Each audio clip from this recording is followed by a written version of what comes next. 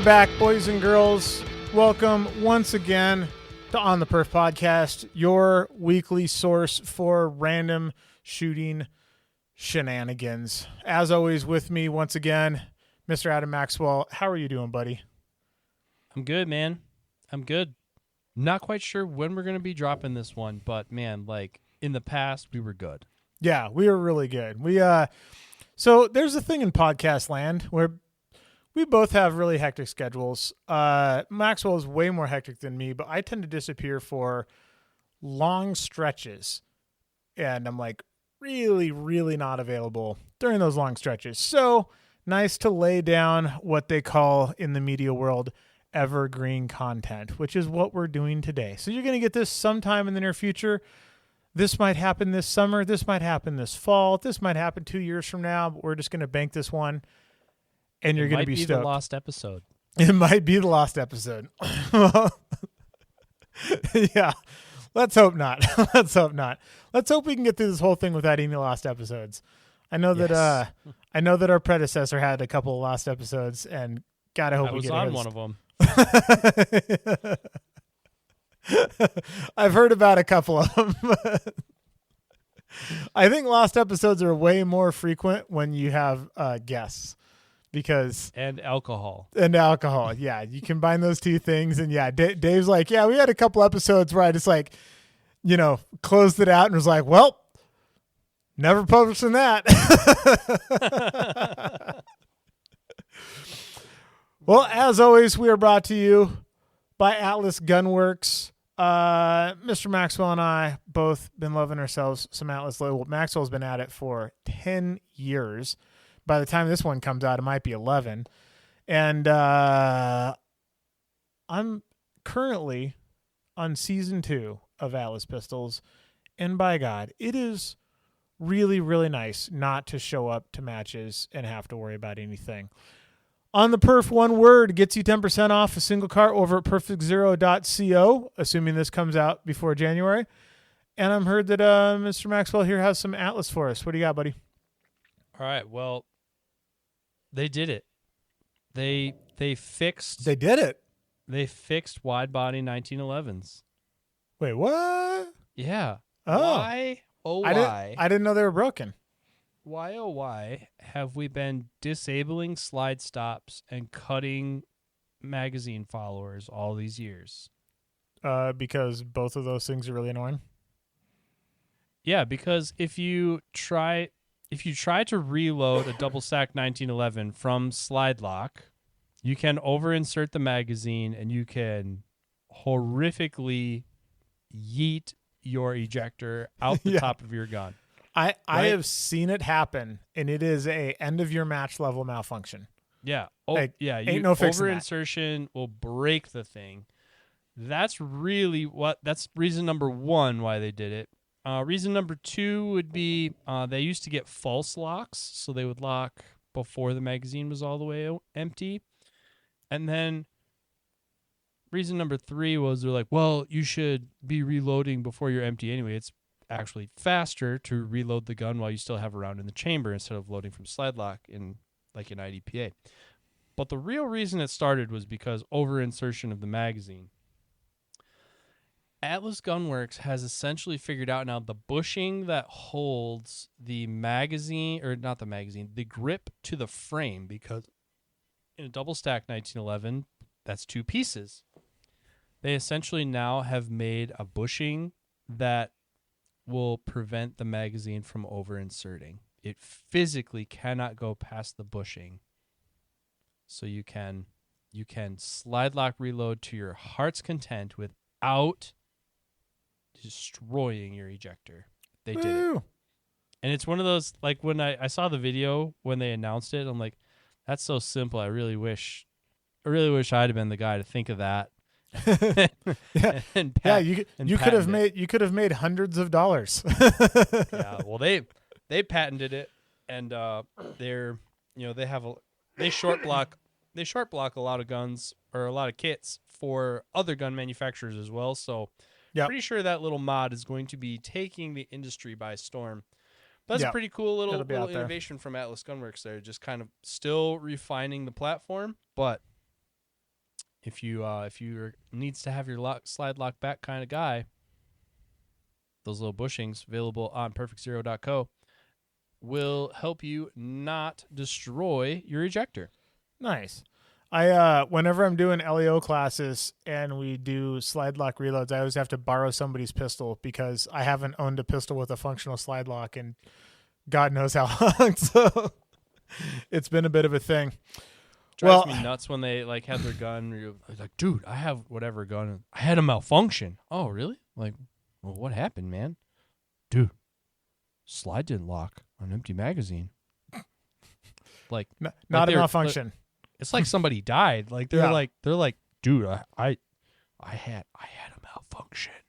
And it's like, what? No, that's not a malfunction. Get out of here. Not at all. Yeah. Not at all.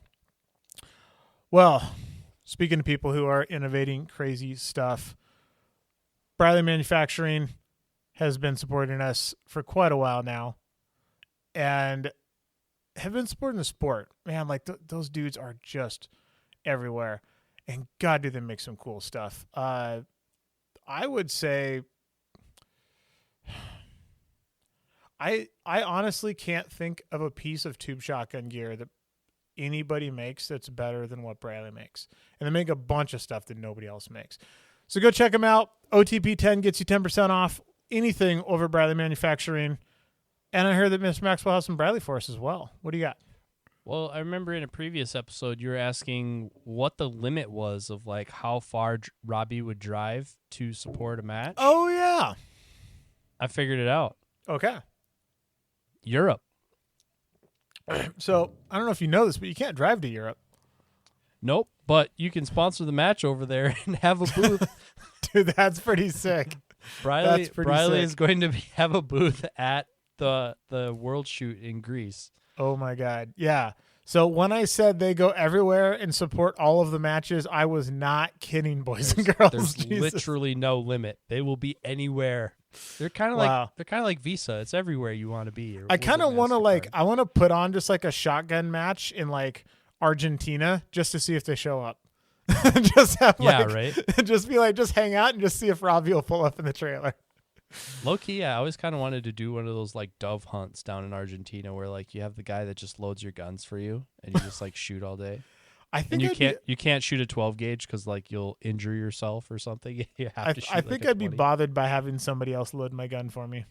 I would too. But just like being able to shoot that quantity of wing shooting, that would be sweet. But maybe sometime. Yep. All right. Here it is. The moment you've all been waiting for. The Gary of the Day, brought to you by American Defense Manufacturing. As always, OTP 15 gets you off anything over at ADM. I was going to talk about some ADM stuff, but then I just realized that this might not come out for months, so who knows? Right. But I am told that, well, here's the deal. We do have ourselves a listener, Gary, but this episode might not publish for a long time. And that just occurred to me. Yeah. I was like, well, I think this guy's going to get a clue that his guy.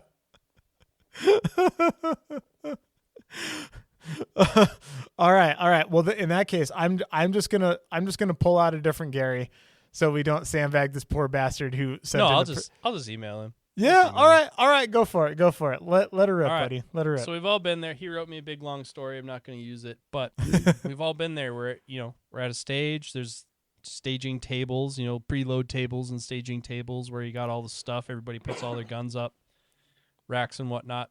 Sounds like he brought a newer shooter to a match. Guy grabbed his rifle off the table, got up to the line. And I know where this is going. Realized he took the wrong kid home. So mixed up the babies. I haven't done this, but Brian Nelson has done this with shotguns. Really? Yeah, we were at Rocky Mountain and Brian Nelson grabbed my shotgun off of the preload table and went and shot a stage. And when he pulled the shotgun out of the dump barrel, because I don't anymore, but I used to shoot the kids' version of the Benelli M2 because I'm a small guy and the buttstock's shorter. So Brian went to shoulder this thing, and he said his hand just like touched his face, and he was like, "Oh God, this isn't good." And no. the stage started with slugs, and luckily we had both preloaded the same amount of slugs because he had no idea what my load plan was, and he just shot his plan, which was like shoot He 2, just burn rolled 2. with it? Yeah, he just like shoot 2, burn 2, move into the plates, and just hope for the best. And Oh it wait, worked. he was mid stage before he realized this. Yes, he was mid stage and pulled it out. So he shot my shotgun in the stage. I was gonna say, like, usually you take a side picture or something like that. That would have been your clue. Yeah, no, But he just no. like walked over there, put it in the dump barrel, never Just noticed. doing it live. Yeah, he like pulled it out and was like, "Well, here we go." Yeah, just straight don't- rolled with it. It was pretty impressive. I don't think I've ever done that. Not that my stuff's like terribly unique. Well, I mean, I know I've never done it with a shotgun because my shotguns are left-handed, but yeah, like there's been arrows of like everybody, the table of M2s. It was a pretty and it's like if you didn't have a sticker on yours or Yeah, some kind of distinguishing feature, like my original M2 was done by Accurate Iron, and so it had a big Accurate Iron sticker on the stock. But like if you just had an M2 with no stickers on it, and it had a Nordic tube and a Nordic button, and like they blended together pretty well. Or when the Open Renaissance happened, we'd had tables full of Dissident 12 gauges, but they were all, of course, everybody got their own freaking color or pattern of colors. yeah. So yeah, it was kind of a thing. But yeah, like in the TAC days when everyone's shotguns looked pretty similar, it did happen from time to time. Not so much with rifles, but yeah, No, it is. That's It a does tough one. happen. Yeah, it does So- happen. It's not totally unheard of, but it is definitely some Gary shit. Yeah. So when you pick your gun up from daycare, make sure it's yours. Okay. Yeah, that's a rough one. That's a rough one. But yeah, American Defense, OTP 15, code to save. And when this airs, hopefully our compadre Tom from ADM is back from his safari in Africa. Oh, He's man. at time of recording, he is on his way. And I Attaboy. think last year, he got just like a toad of a Cape Buffalo. Like Oh, geez. could never be exceeded. Like it's just like he just mic dropped it. He's like, all right, I'm out on Cape Buffalo hunting, but he like got the rest of his family. They're kind of at that prime age where like they're adults, but they're not like locked into adultson. Yeah, so like yeah. everybody can go. So like yeah, they're all going and Where they can do he's- the he's most helping- adult stuff. Yep. Yeah, so he's helping his son and his daughter, and I believe some significant others That's sick. with their stuff. But yeah, they're on their way over to Africa right now. And best of luck to them in real time, and hopefully we, have future good stories upon their return. Nice. That's sick. That's sick. That's like life goals level shit right there. Hell yeah. Well, you may ask yourself, what is evergreen content? And basically what it is anything that you can talk about at any point in time. It is do you remember when we had Facebook groups about 3-gun and stuff, and every once in a while somebody new would hop on and be like, hey, what's the best shotgun for less than $500? And the comment section would just for a rifle? come completely unglued because they've answered the question like a million times. This is that. So today we're going to talk about rifle upgrades. Why? Because in the recent past, which American Defense OTP 15. I don't understand. OTP, yeah, exactly. End of show. End of show. And I'm out. So here's the thing. I want to be super clear on this. And I actually did a little video on this a while ago about the differences between a competition rifle and a like practical rifle, tactical rifle, truck gun, home defense gun, whatever you want to call it. It's less than you think. So the difference between like competition rig and I trust my life to it rig, not a lot. But the difference between $500 Brownells rifle and I can actually compete with this rifle, or I actually do trust my life to it rifle, there's something there. There's something there. So we're going to kind of go through a little bit, and let's assume that we're starting with a straight M forgery. We're talking plastic grip up front, iron sights, the whole deal. Like off the shelf, this thing costs $400 on sale from Bob's Firearms. That's where we're starting. All right. What is the first thing you are doing to a bare gun with a plastic grip and an A2 front sight on it? How long do I have to use it with just the one upgrade? Let's say every time you go to a match, you get to do a new upgrade. Oh.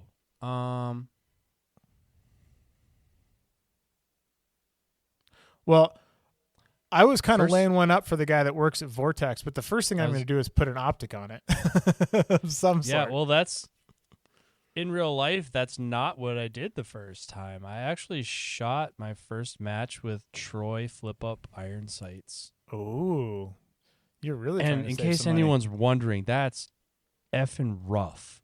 Okay? Yeah, dude. There weren't sweet. even any long-range targets. Like, I don't think there was a target more than 100 yards. Yeah. It was hard. Yeah. It was very hard. Iron sights are tough, man. Especially military style iron sights because they have a really fat post. Yeah. And I had no idea how to sight that in correctly. Like what I know now. So I didn't do that first, but I mean, it's a solid option. Well, I really feel like the first thing I want to do is free float the handguard, honestly. So, I mean, that was kind of where I was at, where I was like, do you free float the barrel or do you put an optic on it? And I like, honestly, these things could be completely interchangeable, but let's just get the optic out of the way really quick. I would, if I am like rocking the full budget, we're going to build this thing Johnny Cash style, one stolen part at a time. I am not going to drop razor money and go that route. I'm probably, especially if I'm shooting PCSL, I'm probably just throwing a good red dot on that thing. And whether it's a little bit hard to say where I would start because there's some pretty good options out there, but I think I would either start with a Crossfire if I was like real strapped, or I would put a Defender on a riser and go that route. One of those two. I think that's where I would start optics wise. Yeah, really, I think anything in the Defender series right now is our best foot forward on red dots. So yeah, I mean, it's kind of regional too. Like, I really only went to magnified scopes because our clubs were doing longer shots. They were doing. Man, did you even have to hold over for those things? I'm trying to remember.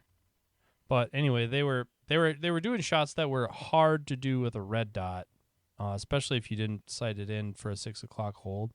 So, that's why I went to scopes. If I had a club that was, in the modern era, more PCSL style, I think there's a lot of PCSL style stuff going on right now that doesn't necessarily need a scope the way that they did.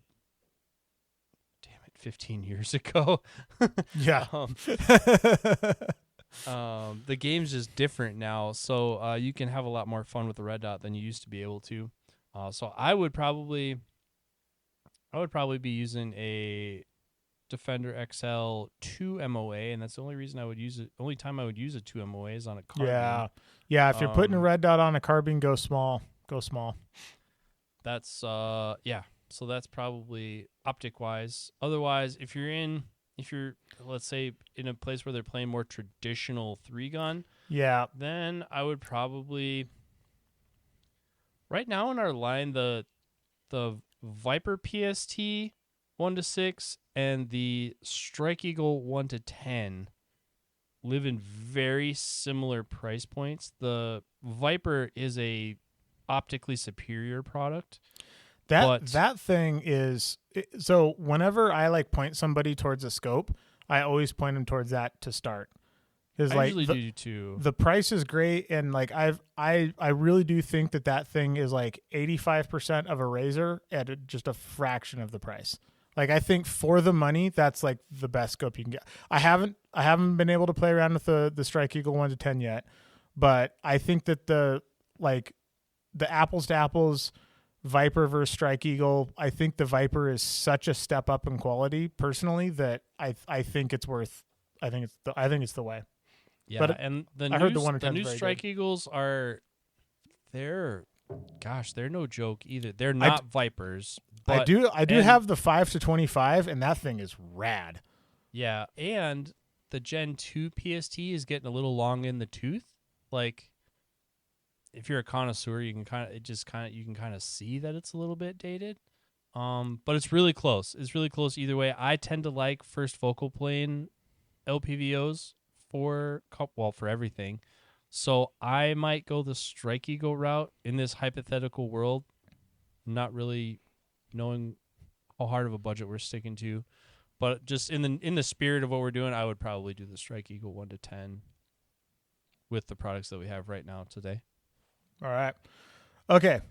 Now we can make this stop being an unintentional Vortex commercial. Sorry, folks, we didn't mean to do that. Yeah, free floating the barrel, like absolute next step, 100%. That's probably the first step, legitimately.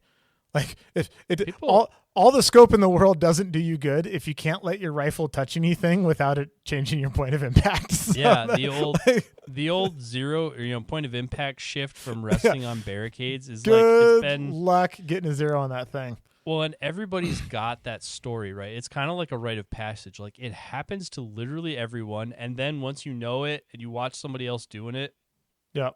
and it's not a coaching match, it's like, oh man, oh you were having such a great day. You're gonna It be hurts so your mad soul. when- You wanted to see. Yeah. Yeah, it hurts my soul just to see it happen, and it's like, but yeah, it's a story as old as time. Yep. So free float in the handguard, I think, is a very important next step. Yeah, for sure. And like handguard options, there's a bajillion of them out there. Maxwell and I run kind of different stuff, but I think the important thing is if you go with a really skinny handguard, you need to understand that there's a real risk of that thing touching your gas block. No matter how small you go on the gas block, I have at this point kind of infamous match where I flushed my entire match on one target because I got into a position that torqued my rifle in a way that made my gas block touch the inside of my handguard when I was running a very skinny handguard, which is one of the reasons that I run those big old JP rapid configuration handguards, because they're like kind of the largest diameter thing out there, but you cannot grab the barrel and pull it hard enough to make it touch the handguard.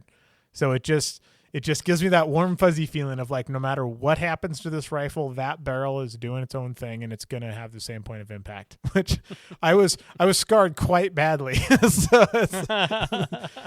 But so if you're going from A2 gas block world, when you go to a free float handguard, you are going to have to update your gas block.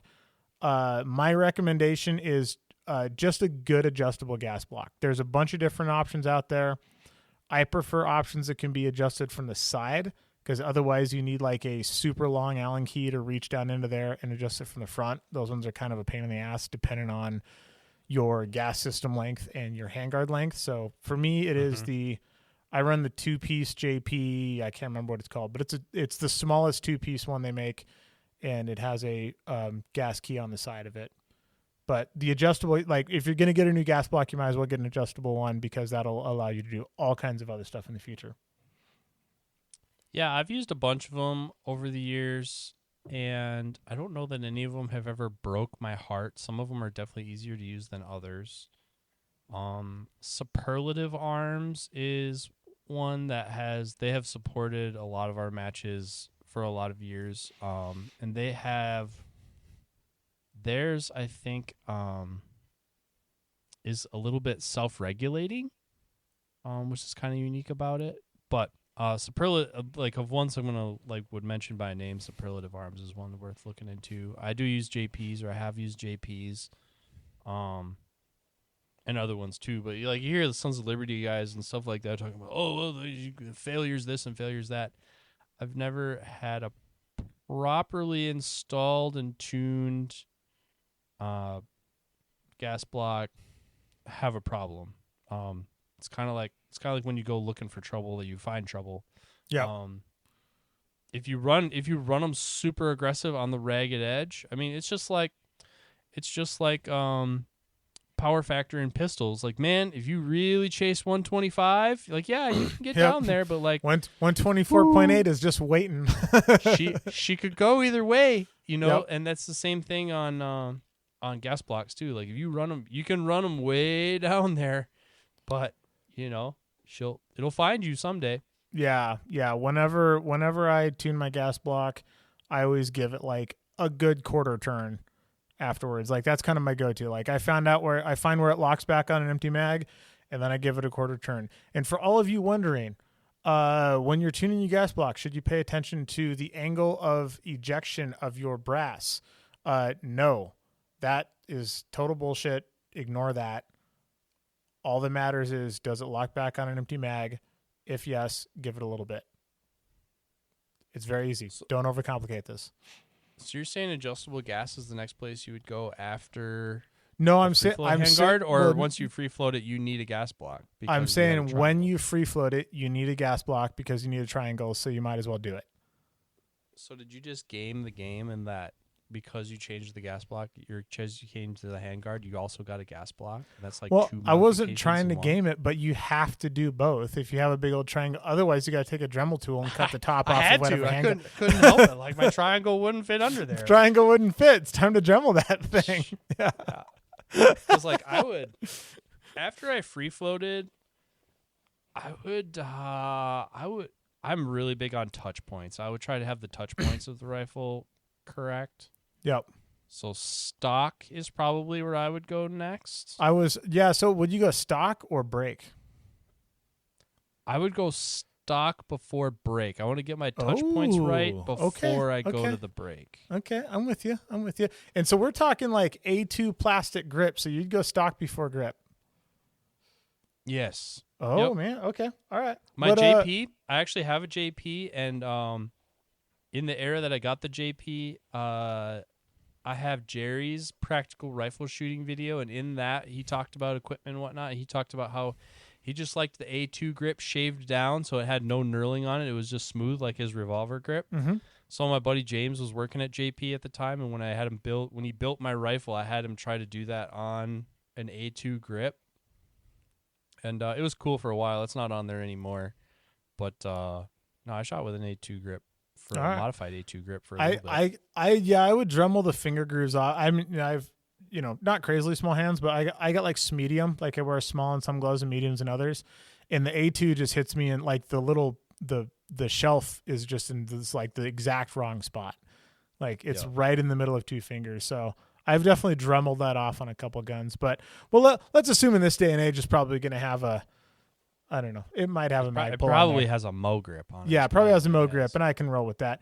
So what's your go-to stock? What would you upgrade to for this dude's rifle? Well, so if I'm going to change the stock, I would go to an adjustable one like the Magpul PRS Lite. It's pretty much to the point now where if it's a rifle I'm going to use for competition, I PRS Lite all the things. I tried to use the UBR for a little while. I kind of had a phase with that, but I really like, it's really undersold, having the rifle fit you correctly and having the correct comb height. Yeah. I think is just so important in that I would go to the PRS Lite would be my next stop, or an equivalent. Yeah. Of something like that. So I would agree. I actually have a PRS Lite on my 6.5 Creedmoor, my JP gas gun. The length of pull's too long for me because I'm such a small dude. I need a very, very short length of pull. Ran all the way in. Ran all the way in. It's still an inch longer than what I run all my other rifles at.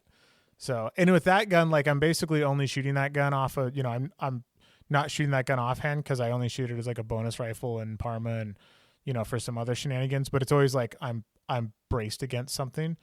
Yeah. But anything I shoot in three gun, so I mean, all of my basically all of my rifles have a XLR stock on them, which you guys can get over at Dissident. It's the same stock that they run on the Dissident shotguns. But I've been running that on anything. But I would just like try out, when you go to your first match after your first upgrade, go check out some other stocks and see which one you like. But find something adjustable that you can tweak to fit you perfectly, because that matters a lot. Like when you look at the top, style adjustable. Yes. Not carbine 6 position adjustable. Not just like length clicking adjustable, like something where you turn a big knob or lock in a screw and fix that thing in place. You don't want a stock that you're like messing around with positions. You want that thing to fit you perfectly. So when you cheek that rifle, perfect eye relief behind your Strike Eagle or your Viper Gen 2. Yeah, because just remember, like, carbine stocks, they're carbine stocks. Like, what are carbines for? If you go like all the way back to like, why did the M1 carbine exist? This were people who like needed kind of like a rifle like thing, but their job wasn't to use rifles. Yep. So that's kind of where I use them now. Like carbine stocks have improved a lot. Like when I first got started, the Magpul CTR was new. Like it was a new thing. Like, oh, it had the little friction click, clamp thing though, so it wouldn't wobble around. Like that was a big deal. Yep. They're a lot better now, but like, and I use them in other applications because that's kind of what belongs in that place. But like for competition shooting, you really want something more rifle length in like your buffer system. You want it fitted to you and you want it locked in place. Like you want it not to move. Yeah, for sure. And one of the things that I don't like about a lot of those other stocks too is quite oftentimes the back plate that like sits against your shoulder isn't flat. It's like it has an angle to it. So the top portion of it is farther back than the bottom portion of it. And it kind of comes from that like very upright, if you ever like Google like Marine rifle competition or something, and everyone has their rifle like very upright, very up on their shoulder. That's not how we shoot rifles anymore.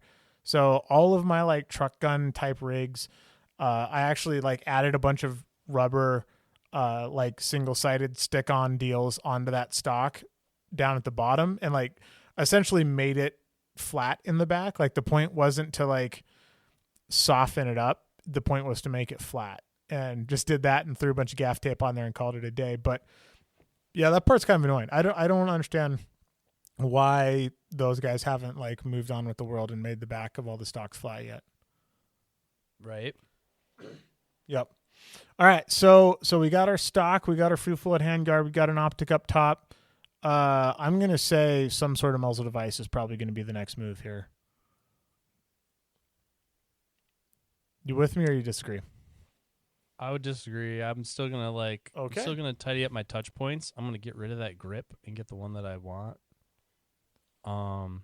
Which used to be, I used to put BCM grips on everything, like the Haley style BCM grips, which I still really like. However, Kyle Litzy came out with the Unrivaled grip, and he gave me some of those to try. So I pretty much have to put an Unrivaled grip on any competition rifle I get now, if I can. But like, that's like touch points are so important to me. That's kind of why I'm willing to spend like so much on Atlas pistols, because like the touch point, having the touch points right is super important. Yeah.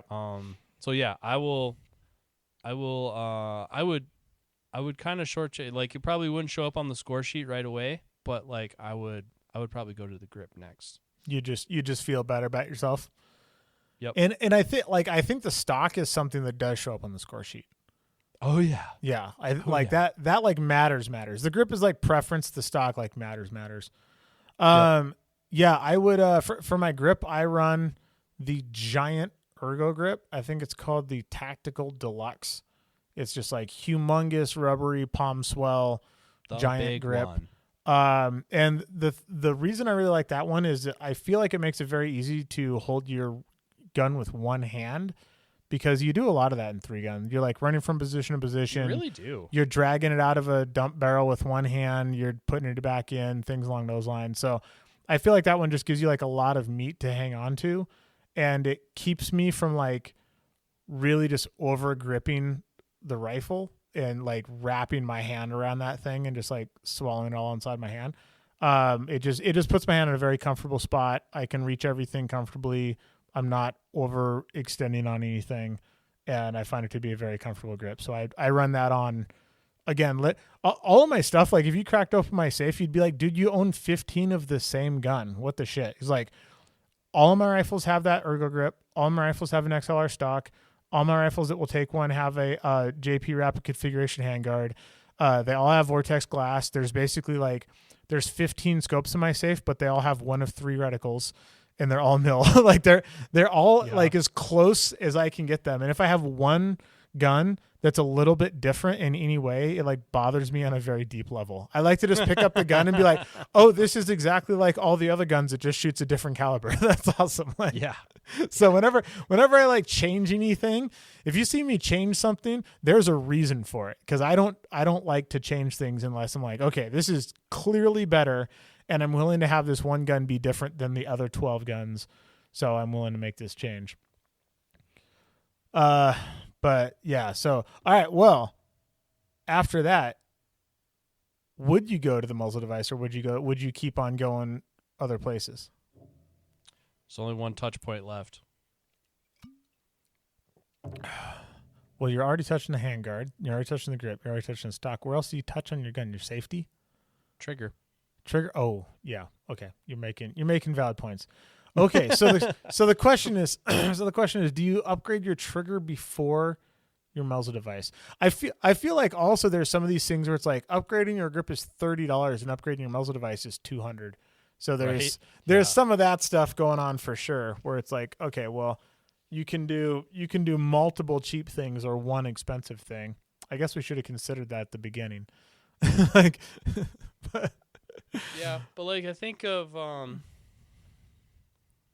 like when you've changed muzzle brakes before, or you've tried someone else's muzzle brake, or you got a different muzzle brake, you won one at a match or whatever you put them on.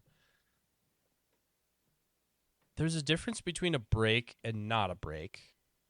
I mean, that's what I'm talking about. I'm talking about going from an A2 birdcage to a brake. But I don't know that putting a brake on this kind of gun is as life-changing as putting a really good trigger in your gun. It's your last physical control of the bullet. Yep. I mean, you're making I think this comes down to the type of match you're shooting. I think if you're shooting some PCSL in stages, I think the brake might actually be a better way to go, because the reduction of dot movement I think has a huge advantage in those matches, and you don't necessarily need like a super clean trigger brake. I think if you're shooting long range stuff, then the trigger is the clear winner. Yeah. I'd go either way on this one. You could really go either way on this one. I've like touch points are really important. Like what I get out of shooting is I really like the way it feels when it's in motion. So I really like having that trigger. Although, like, I mean, once you have skills, like you can use the lower grade stuff, but I feel like I'd be having more fun with a better trigger than with a brake. I can dig it. I would say a brake is probably the next thing though for me. All right. So what's your what would be your go-to trigger for this guy? Hashtag not sponsored. I really like the Timney not Dan Horner edition, whatever one the Horner the DH3 used to be. They call it something else now because the contract expired. I really like the the Timney. Is it a single stage or 2 stage? It's 2-stage. Oh, It's a 2-stage interesting. kind of an Okay. adjustable go fast trigger. Yeah. I've bought every one that Is I it have. like a single piece drop in style? Yeah, it's one of those cartridge drop-in ones. I've shot a lot of Geisleys. Some of the first triggers I bought were Geisleys. I bought the Super Dynamic 3-gun back in the day. Which that one is fast, but it's hard to shoot precisely because you can bump fire it on accident. Like Oh, yeah. not being dumb, like not being cop dumb, but like Yeah. no, if you're too gentle with it, it will roll. You'll roll another shot when it resets. Yeah. So I shot for Hyperfire for a long time. I still like the Hyperfire Eclipse, or whatever they call it now. I think they still make the Eclipse. I really like that one. American Defense uses the American Trigger Company, the Gold Trigger. And while I could not tell you the difference between an AR Gold trigger and the Timney trigger that I like the Timney trigger better. The first good trigger I ever had was a American Gold trigger. And I guess I never really liked it because I was a big Noveske shooting team fan and they had Geisleys, so I wasn't happy until I had a Geisley. Now that American Trigger Company, they came out with a flat trigger, I actually like the OG curved trigger better, even though I like flat pretty much everywhere else. Couldn't tell you why. What else have I used for triggers?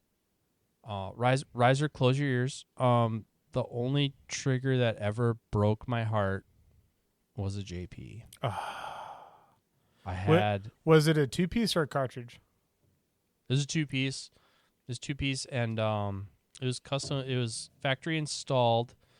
Basically, there's a set screw in there somewhere, and the Oro application of the application of the Loctite was not enough, and yep. it walked out and locked up on me like the last stage of Iron Man.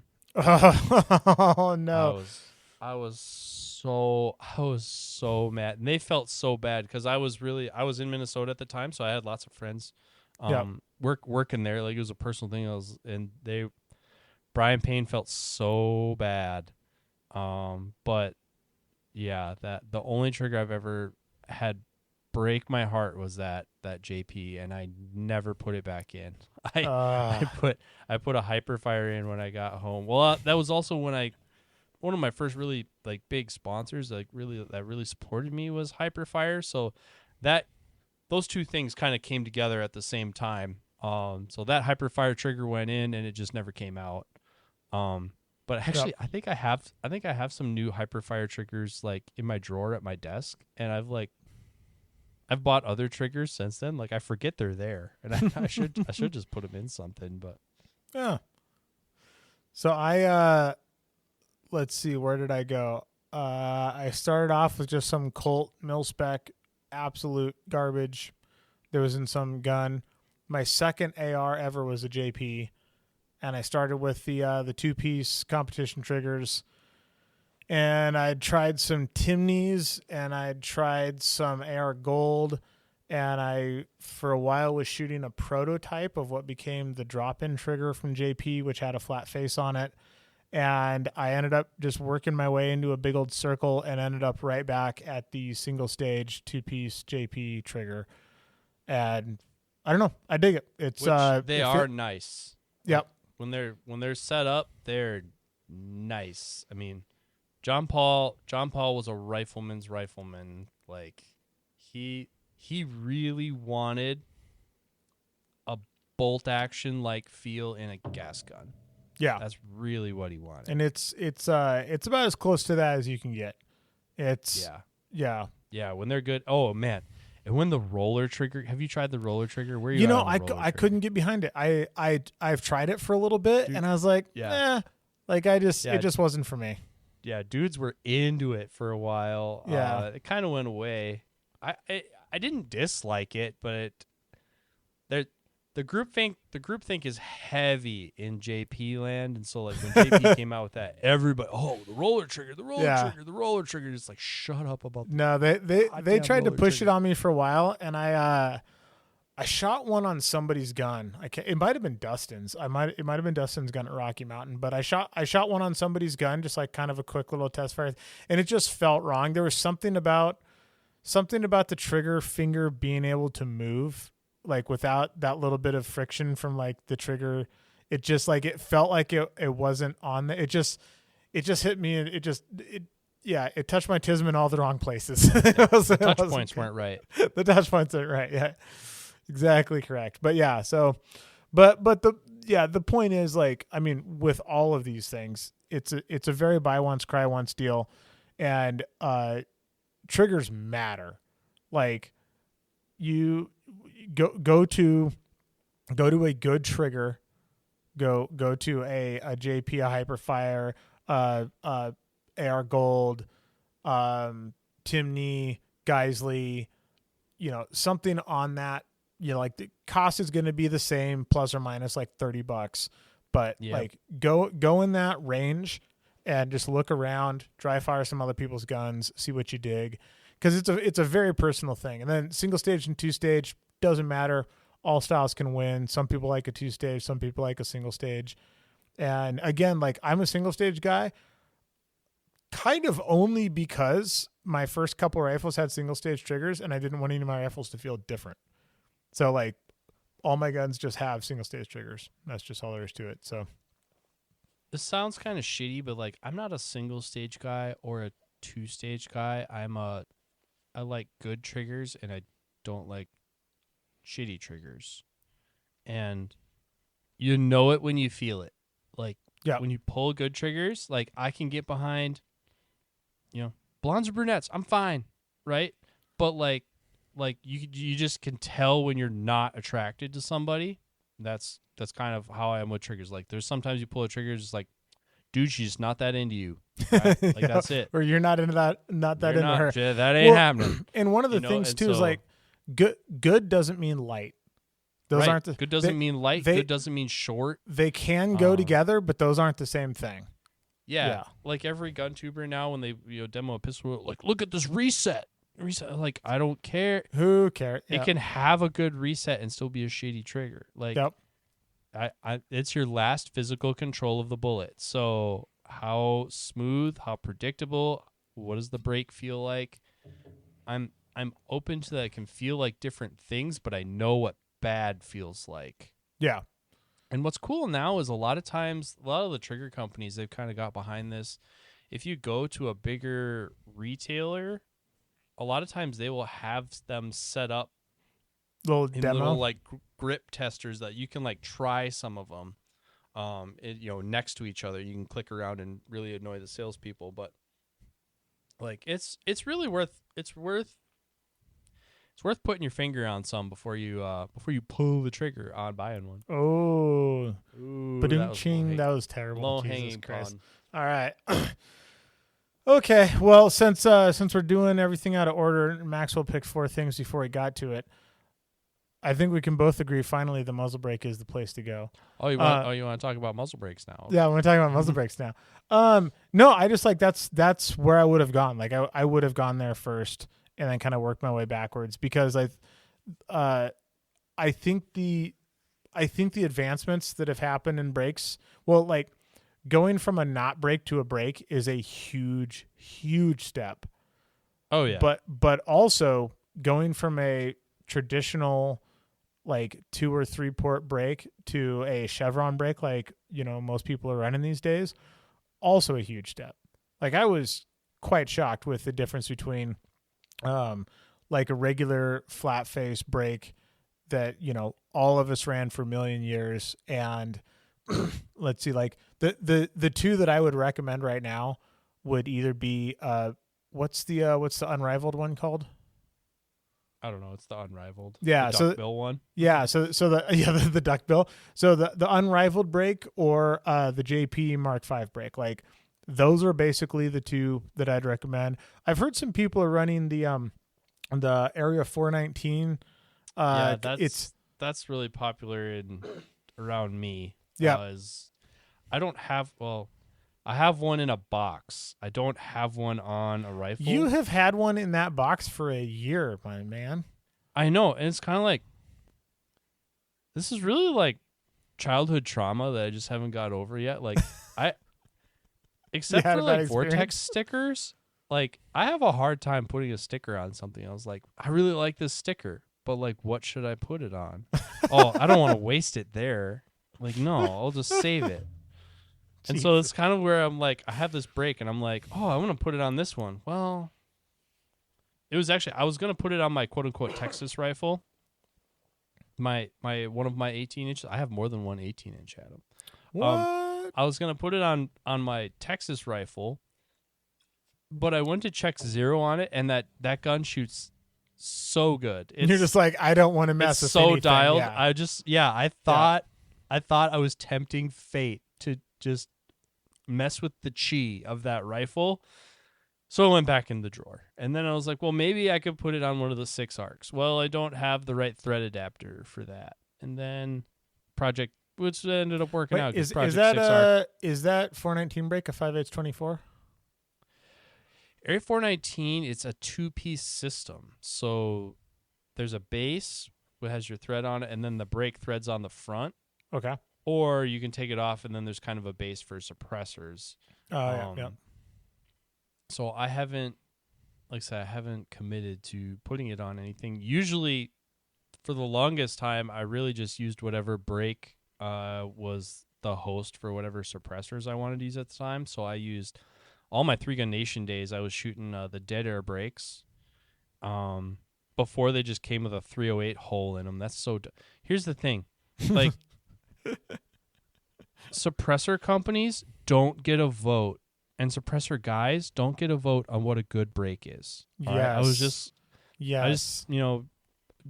just talking to another suppressor company today, and they make a cool product, and they're like, "Oh yeah, on our base, our muzzle device is a really good brake. Like if you're in, no, shut up, nope, that." And they're all like, "Oh, it's not but everyone's gonna hate you because it's so loud." Get out you know of why here with 419 doesn't have a brake that you can put a suppressor on top of?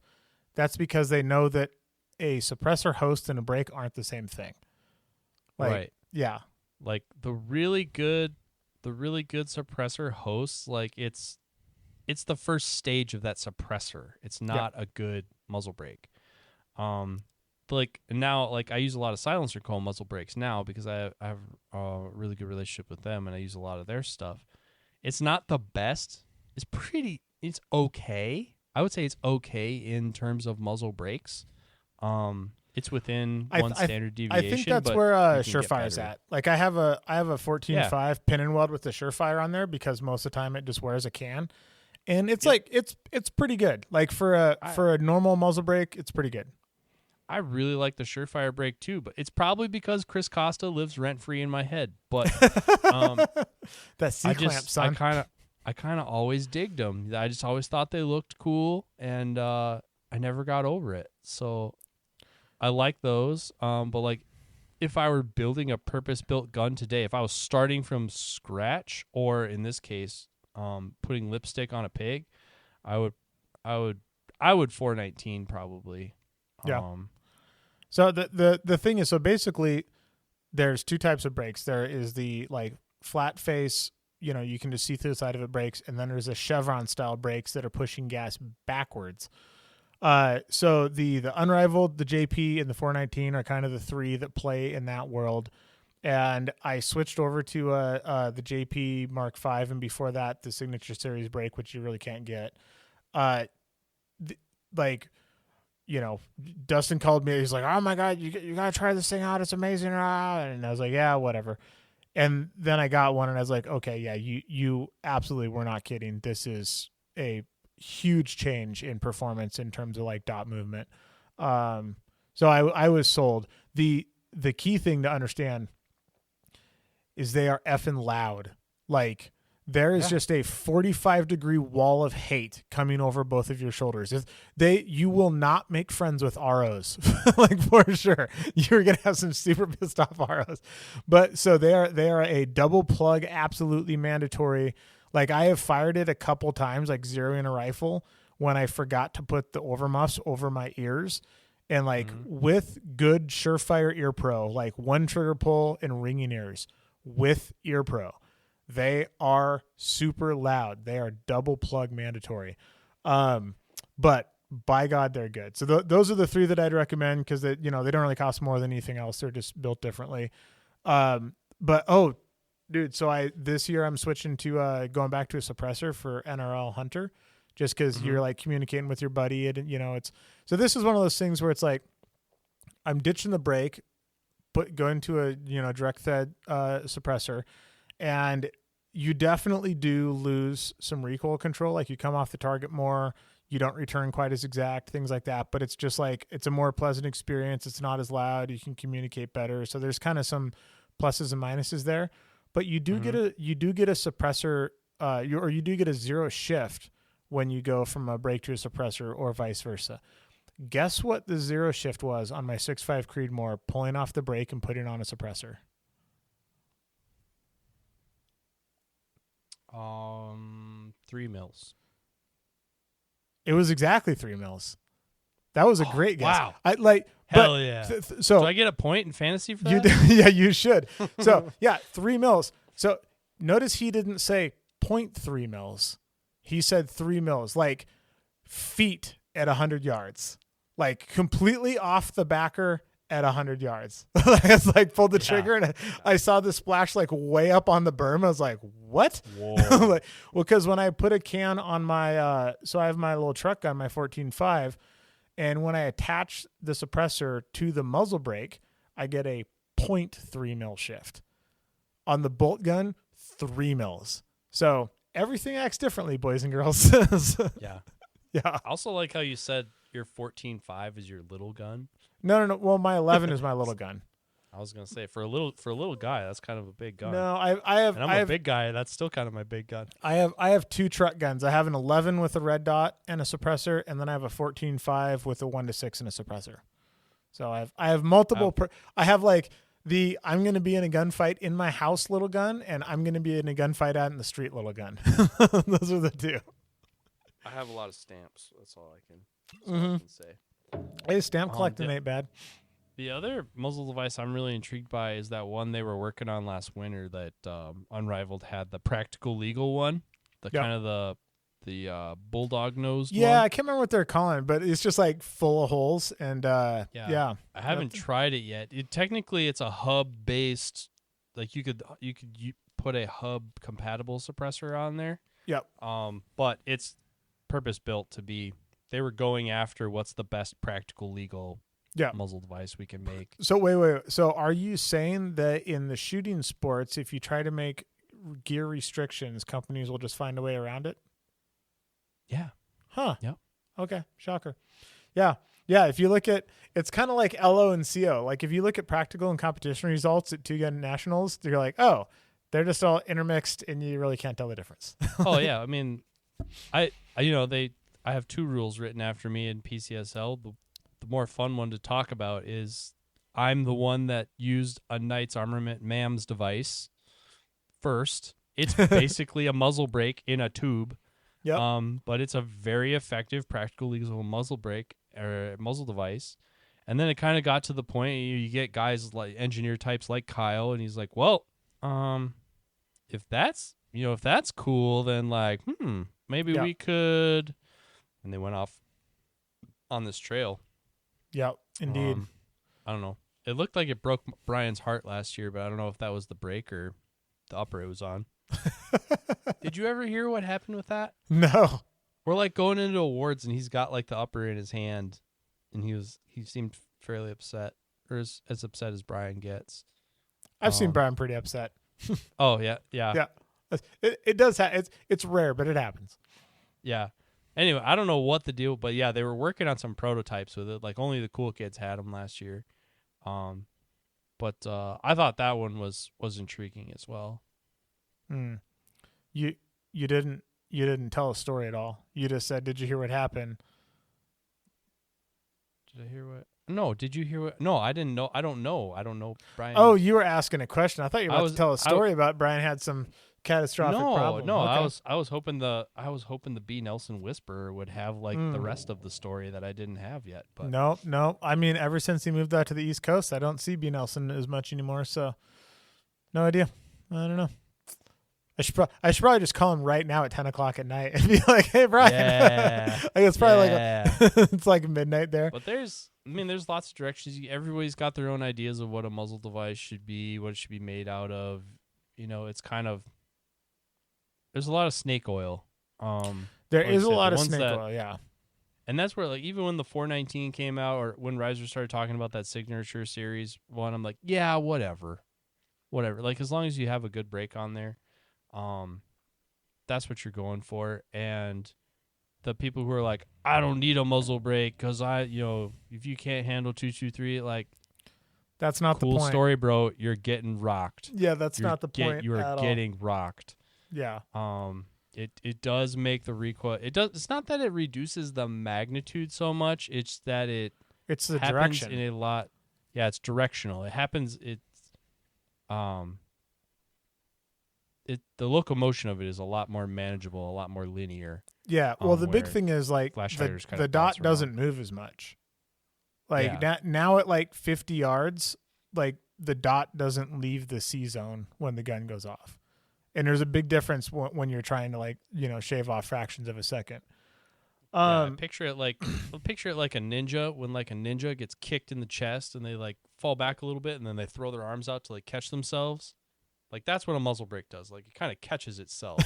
Like you're still getting kicked in the chest, but it's kind of like it's diverting that energy. I feel like you've been watching too much anime or something. What have you been watching? Can either confirm or deny. Okay. I don't know. My brain just went to anime over like old school kung fu movies. I just figured. Yeah, I was like straight Ninja Turtling that shit. You made it weird. Wait, so Ninja Turtle is less weird? Fair point. I mean, I'm a '90s kid, so it's cool. Yeah, fair enough. Yeah, but I have been watching anime. No, I'm old enough that I'm still like kung fu movie guy. I still remember Kareem Abdul-Jabbar kicking Bruce Lee in the chest and leaving a footprint on him that was like that like size 18 footprint on his chest through the whole fight scene. Oh, so good. God, I miss that stuff. Yeah, my wife and I have been on this like old school movie kick lately. Like we watched Airplane a couple nights ago. Dude, the classics don't die, man. That old stuff is so good. Airplane is so funny. It's so good.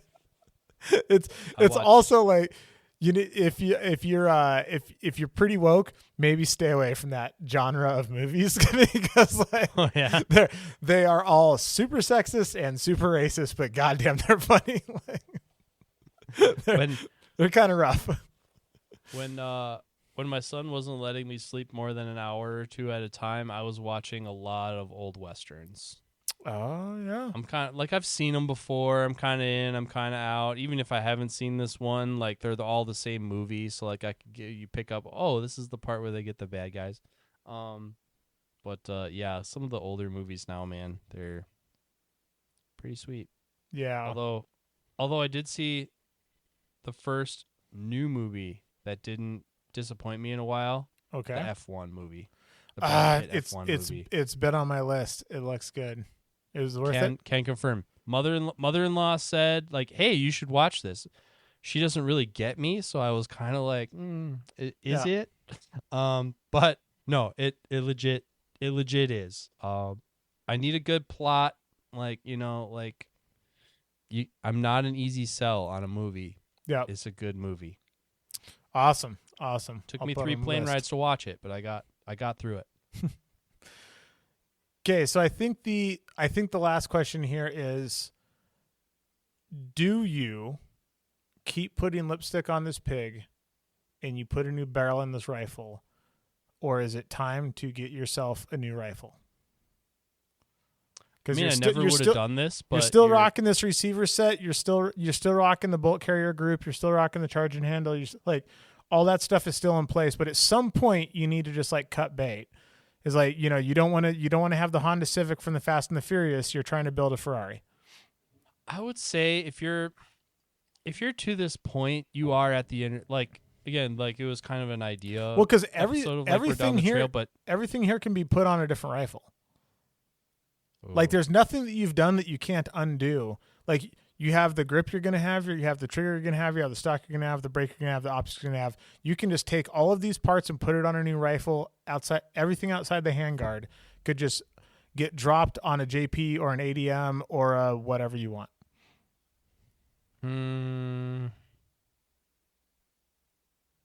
I fundamentally don't like that because like guns have a soul to me. So like I get to a point where I can't do that anymore, or like it bothers me to like move one to the other.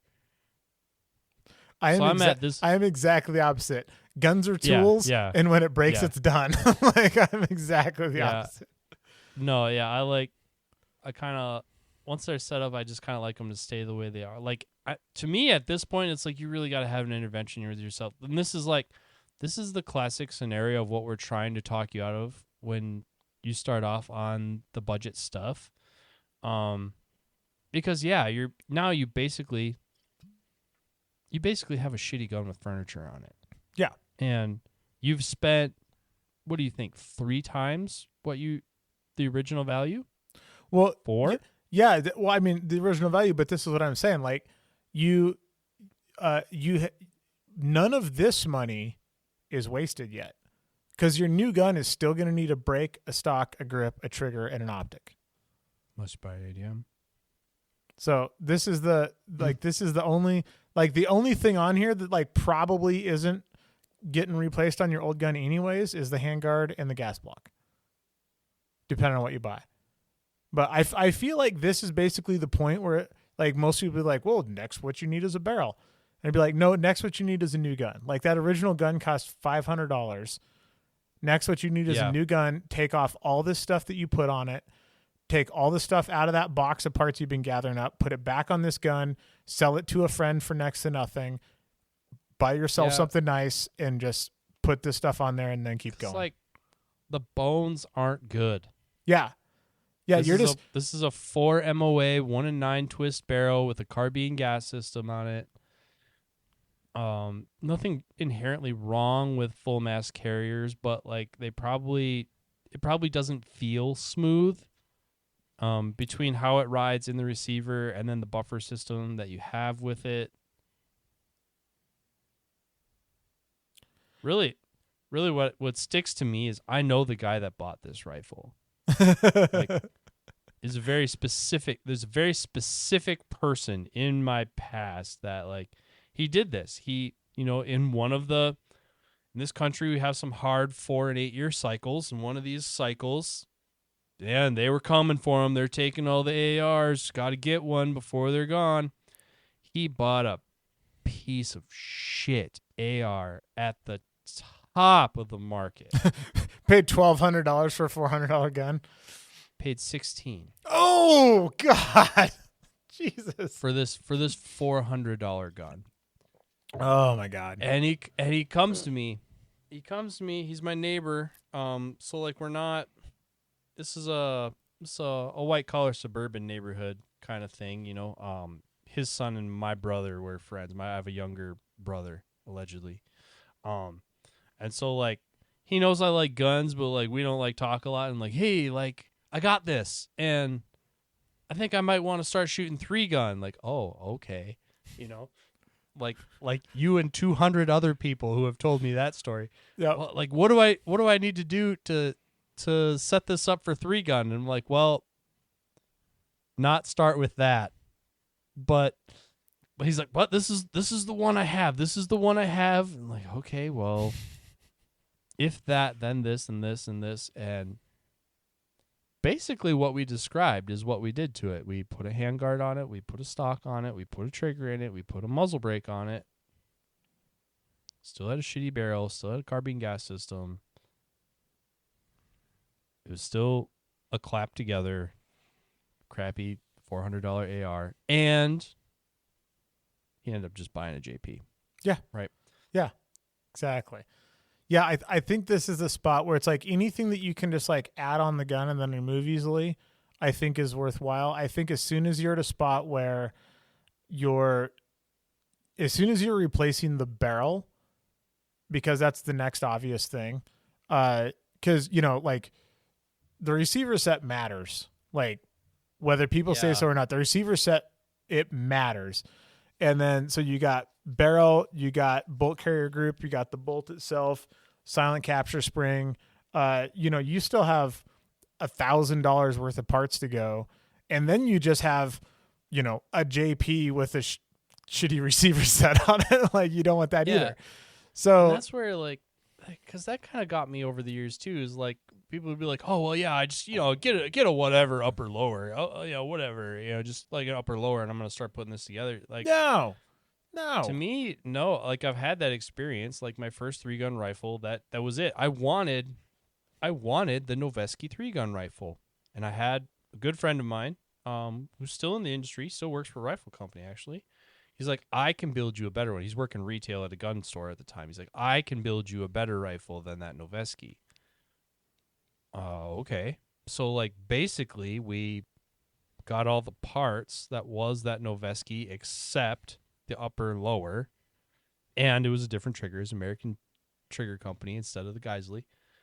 And I never liked it as much. It was always... So to me, like, that was my second AR. So, like, from my second AR on, I'm kind of like, I started the receiver set.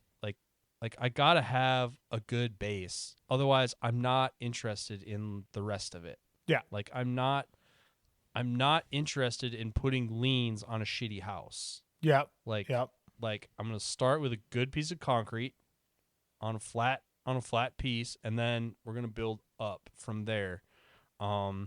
So yeah, I mean, it's kind of fun thought, but like I had that experience the first couple go rounds, like a lot of people do, and I'm just kind of now I just try to talk people out of it.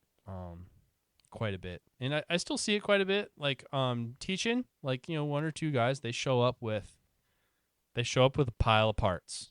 Like, oh man, man. And the thing is, what you end up with is a $3,000 pile of parts, and you're like, you could have just gone to one. Yeah, you could have just gone to one of these companies and bought the thing, put together by the guy that knows what the hell he's doing, and it's. Yeah, it hurts my soul every single time, but so I think this is like the cutoff point. Like, if you're putting lipstick on a pig, I think as soon as you're talking new barrel, I think is the cutoff point. Like, that's where you're like, nope, we're gonna start from scratch, and we're either gonna just buy a nice receiver set and move everything over to that, or we're gonna buy what I would prefer to do and what I've always done is just buy a nice rifle that's built by a company, all put together, all the parts match. I've had several friends who have bought a nice barrel, and they bought a nice bolt carrier group and a nice bolt, and they didn't match. Like, they weren't made for each other, and they just didn't run. It's like, you can have the nicest things on earth, but if they don't play nice, totally irrelevant. So, like, buying something from one company that's just like, here's all of your stuff, here's your package, you're done. It makes a huge difference. Yeah. Or a lot of guns I'm using now, they actually started as like, I won the receiver set and then built it up, essentially. Sure. And when I say that, again, it's kind of unique to my situation, but I win an American Defense Manufacturing receiver set on a prize table. I've won a few over the years. And then I go to them and be like, hey, could you turn this into a... And then they do. Yeah. That's most of the guns that I'm using right now. I don't know that I have any that I actually quote unquote built. Yep. But yeah, that's what I recommend. Like, once you get to this part in the list, time to start shopping. I mean, like, the real move is just start from there, but not everyone's willing to actually go drop all that money. So if you're one of those guys who needs to go picking on stuff, start messing with the things that you can just move to the next rifle. Like, keep the old parts, get the things that you're going to move to the next rifle. It's like every JP I get, like there's no stock on the website that I really like. Like they do have the PRS Lite, but it doesn't fit me. It's just like, it's not them, it's me. So like there's no stock on there that I like. So every JP rifle I get, I go buy an XLR stock and I put it on there. Every JP rifle I get, I go buy an ergo grip and I put it on there. And like those two things just, JP doesn't sell them, so I go buy them separately, and that's just the way that it is. So it's like all of these things with whatever rifle you get, you can move it over to that rifle. Even if you bought like the JP, like in my case, let's say I bought the JP Break and I go buy a JP rifle. Well, you can just buy it with the A2 flash hider instead of, the $200 muzzle brake, and then save the $200 at checkout and then screw your muzzle brake on when you're done. But don't go past the muzzle brake. Like that's your cutoff point. Like that's where you need to call it and be like, nope, we're not going to keep dumping money into this thing anymore, because there is a limit to what you can do with the Franken gun. And I'm like, call me out all you want, but I'm telling you, there is a difference between a pile of parts that you built in the basement and a rifle that somebody who does it for a living put together and sent to you. They're not the same thing.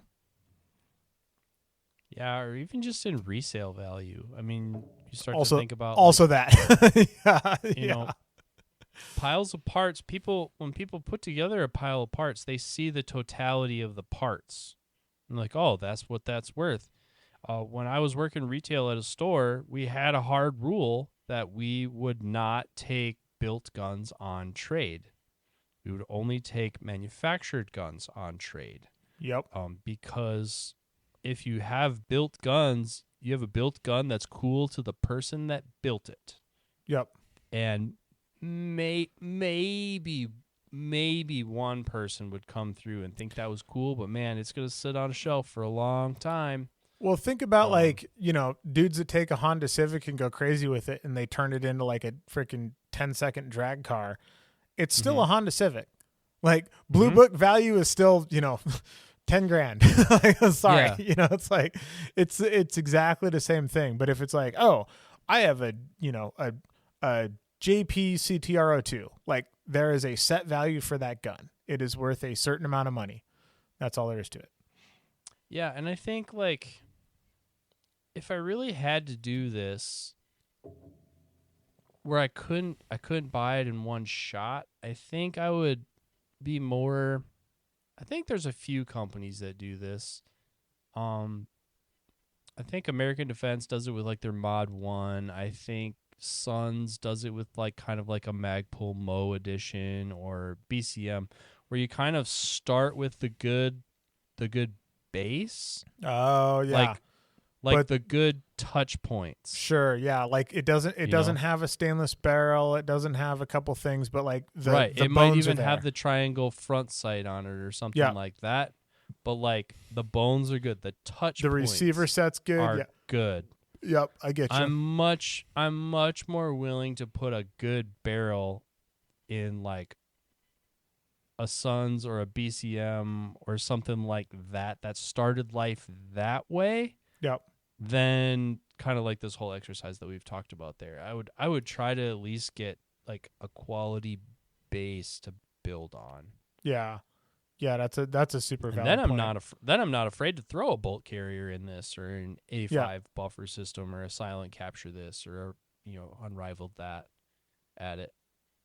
So much as I'm like, man, those really, really primitive like base guns, like there's so much you will end up wanting to do to them that it's the most expensive gun you can buy. Oh, those cheap ARs. If you're listening to our show and you like to do this stuff, that $400 AR is the most expensive thing you can buy. Yeah. Yeah, I would say if you're looking at an AR world, anything under $1,000 you should be extremely concerned about. Yes. Yep. Now, except IWI. From that 1,000 to 2,000 range, you can get some pretty good stuff there. You can get some. Yeah. You remember the Armalite guns? Yeah, yeah. Like came out with the 3 gun. Those things were. I saw one of those in a class the other day. Do they hold up? Because I only got to touch one for like 5 minutes at Rockcastle one time. Were they like good? Yeah, Yeah. yeah, they were really good. Like it seemed like value for the money, and I kind of liked what they were doing with that Stupid value. tunable comp that they had that you just drilled holes in. That was kind of brilliant. Where it's like, hey, here's some little here's some little pock marks. Go out to the range with your drill. When you shoot it, if it goes to the right, drill a hole in the right. If it goes up, drill a hole in the top. Like that was kind of sweet. I like that was, it was a pretty one-way tune. Like you needed to be super sure before you drilled that hole. So many of those things. Yeah. In retail, and I don't know where they went. They're all gone now. Like I have not seen one at a match. I haven't seen one in the time. wild in 5 years. Yeah. Yeah. But like, man, I really liked that 13.5 gun. Yep. And that was when Jeremy Gresham was at Armalite. He is now at IWI. So like when you tip the hat to IWI, essentially that lineage moved with him, and he's has done it over at IWI now, where you can kind of still really get that very solid package for a pretty aggressive price. Like it's nothing fancy, but it's an XLT F-150. Like, solid. It's solid, but also, like, it's comfy. Yep. Well, what have we learned today? We have learned that $500 ARs are just really expensive paperweights. I think it should be the takeaway. Don't start there. Don't start there. But if you do start there, and you get to the point where you're thinking about putting a new barrel in it, stop immediately. Don't go past that. Do not pass go. Do not collect $200. Do not start adding anything into this gun that you can't immediately take off and put on another gun. There is a place to stop, and the barrel is it. You have anything else to add? No. I think were you trying to did you have the end game in mind? Like, is that where you're driving this thing the whole time? No, I actually wasn't. Like when we were talking through it and I got to the barrel, I was like, dude, no. What? This is am I putting my barrel in this gun right now? Yeah, exactly. No, I'm like, no. absolutely not. No way am I dropping $500 on a stainless barrel to put in this piece of shit. You got to the church and then you realize that you are dumping this gun at the altar. Right Yeah, now. exactly. Like, no, I don't care how cute she looks. Remember that fight you had last week? That will be the rest of your life. Don't. It's time to go, man. It's time to go. Am I proof barreling this thing right now? No. Yeah, exactly. Drop a $1,200 carbon barrel in a $400 receiver set. Yeah.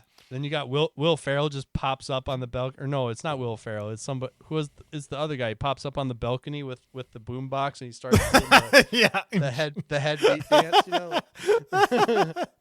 Yeah, no doubt. Yeah, that's the stopping point. No, I was not building towards this. My intention was actually kind of going through it.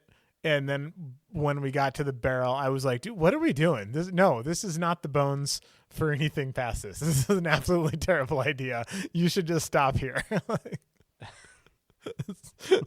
No one to say when. Okay? No one to say when. Just Just should have don't. got a CMP M1 Garand. I've been tempted to hook up the CMP M1 Grand. Like they're more expensive than I thought they were going to be. Oh yeah, yeah. When they have major matches there, I go in there and it's like, I thought these were gone. Yeah, I did look into it a little while ago, and I was like, I'm gonna be honest, I didn't expect a comma, and I didn't expect the number that's in front of the comma. They're not cheap, but No. that it would be kind of cool. Like that is one gun that I could just have like hanging out in the corner of the gun room. It's like everything else in the gun room, other than a couple guns that were left to me from my father. Like those couple guns have like sentimental value. Everything else is like, this serves a purpose, and if it stops serving that purpose, it's out. But that is one where it's like, I could have an M1 Grand just like hanging up over the rack and I'd be happy about it. Yeah, I had a friend in college who I think that was their family's deal. Like their dad would buy them an M1 Garand when they got to a certain age, and those were their deer hunting rifles. So Those when, are their deer hunting rifles. yeah, this is Central Wisconsin too. Like That's awesome. this is hardcore. That's awesome. But I shot his, and it was definitely the never meet your heroes moment. I was like, oh yeah. that wasn't nearly as cool as I thought it was gonna be. Wait. So did the clip ting give you nostalgia? Did you feel good about that? It did, but I didn't like the rest of it. Like the triggers suck. Oh well, yeah. It's a gun from the 1940s. Did you expect the long military 2-stage trigger? And it kicked a lot more than I thought it would. Oh yeah. Like my deer rifle's a 30-06 too, like a bolt action. But I was just like, oh yeah, this is gonna be. Oh no, it still thumps you. Yeah. And I'm just like, man, this isn't. And the stock's all wrong because people were physically smaller. They were so it's riser perfect sized for me. in Sweet, World War II. yeah. Yeah, it was made for you. Just imagine a bunch of risers running up a beach. I think we just broke him.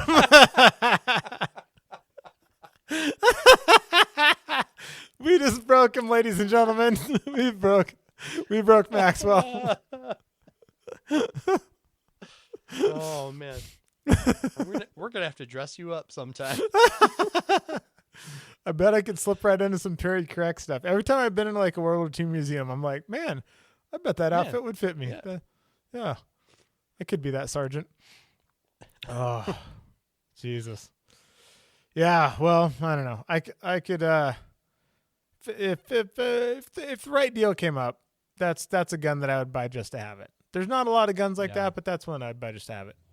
I just want that ting. I just want to hear that ting once. It is pretty cool. The clips are fun to play with. I bet. I do enjoy the clips quite a bit. Yeah. Yeah, but I think they're expensive to shoot. They're expensive to shoot. Well, on that like same kind of era, like I've shot a Thompson before, like a legit full auto actual Thompson. Way slower cyclic rate than I expected. Oh yeah. I was I can split so much faster than this gun. I was like, what? Yeah.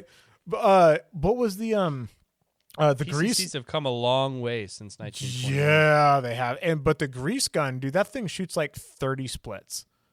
It's like chink, chink, chink, chink, chink, and you're like, what are we even doing here?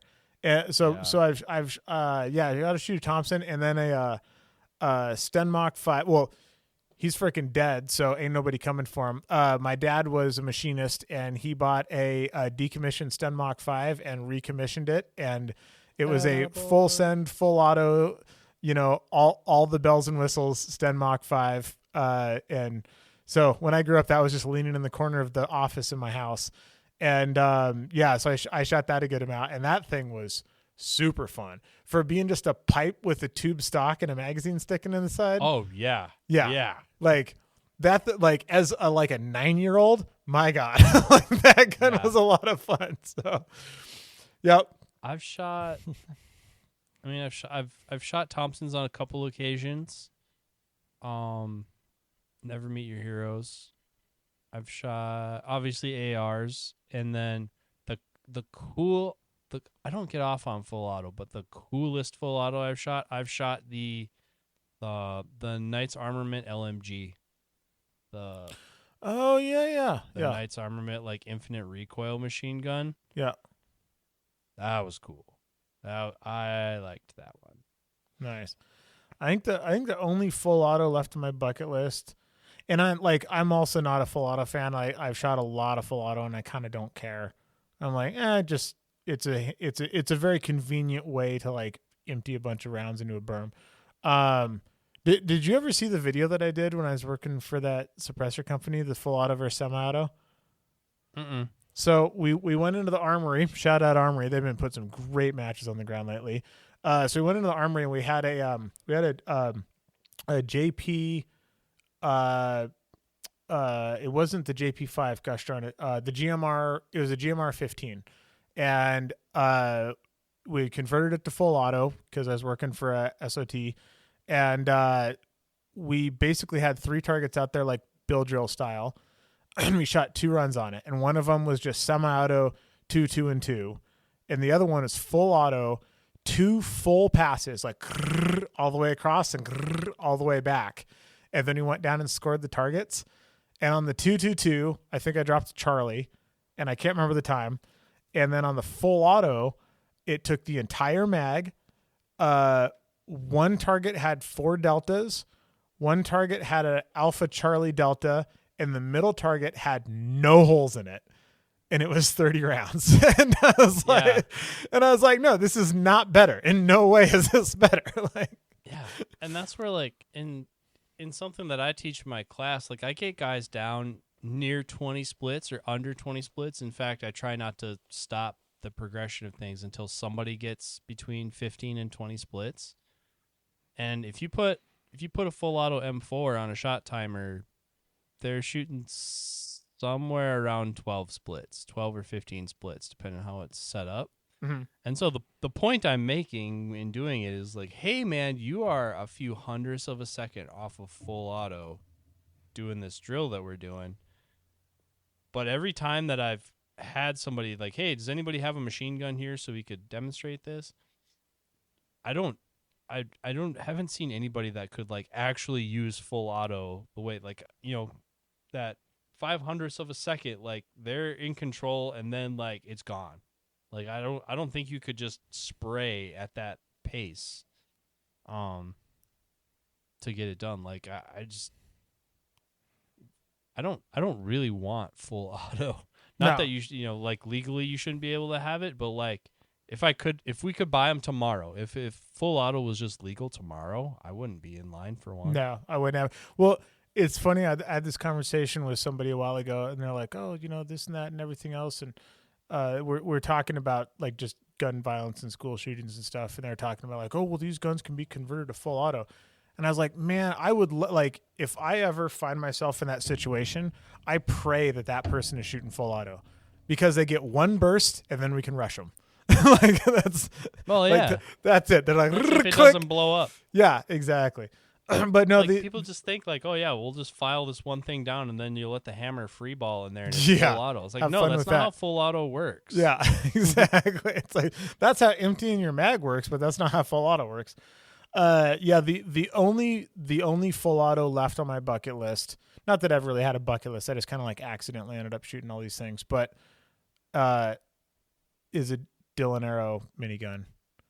If anybody from Dillon is listening, give us a call. We'll spend a whole episode talking about you if you let me come just like out of a minigun. Like I'll figure out how to turn that into a whole episode. I've always wanted to shoot a minigun, but I do have to say, not practical in any way whatsoever. But what was the full auto 22 pistol that we shot at PCSL 2-Gun Nats? Oh, I don't know. Yeah, it wasn't full auto. It was a force reset trigger. Oh, that's right. Yeah, it was an FRT. It was some company I didn't expect to have a good gun. And it was like kind of done all right. And honestly, for the amount of rounds that went through that and the amount of people who shot that thing with an FRT, like I was pretty impressed with how well it held up. Yeah. I'm surprised that there's actually some technique to FRT. Like there was a little bit. Like I got 9 rounds out of mine. Like I didn't get you can't just hold it down. Like you kind of have to let your finger float a little bit. Yeah. But their thing was a good example of like a good way to promote a sponsor. Well, not that great because we can't remember what it was, but a good marketing dollar. Yeah. But like at the time, I mean, I saw a ton of videos about this thing afterwards, and at the time, it just occurred to me that we're like an hour and a half in the podcast. We've talked about all the gear stuff, and now we're just like doing the chat and stuff that everyone's actually interested in. I was like, for the 4 people who made it to this point, they're gonna get all the chatting afterwards. A lot of people listen all the way through. Buddy. Yeah, I would hope that everybody listens all the way through, but I don't know what people's like attention spans are these days. But that was a great way to like showcase a sponsor, because it was like after stage, everybody shot it. And the thing was, they basically just like pasted up a piece of paper on a target, and you just dumped into this target at like 5 yards. And if you got all 10 bullets into the target, you got an extra raffle ticket to win the gun. And like that was such a good way to go about that. Yep. Yep. Anyways, well, little ranting at the end, but that's fine. Everybody loves it. Okay. What did we learn today, folks? We learned that at some point you just have to stop putting lipstick on the pig and you should leave her at the altar. That's it. Are we mixing our analogies here? I feel like we're mixing our analogies quite badly. If you like it, you should have put a ring on it, but like don't put a barrel on a crappy receiver set. Yes, the ring is the barrel. Don't put the barrel on it unless you're willing to marry that rifle. Yeah. No barrel without prenup. I think that's what we learned. No barrel without prenup. Yes. All right, folks, you know the deal. Keep your overlays handy because, by God, if you're shooting that 4-minute of angle rifle, you're going to need them. Yeah. This is on the perf. Take all your shit when you sell it.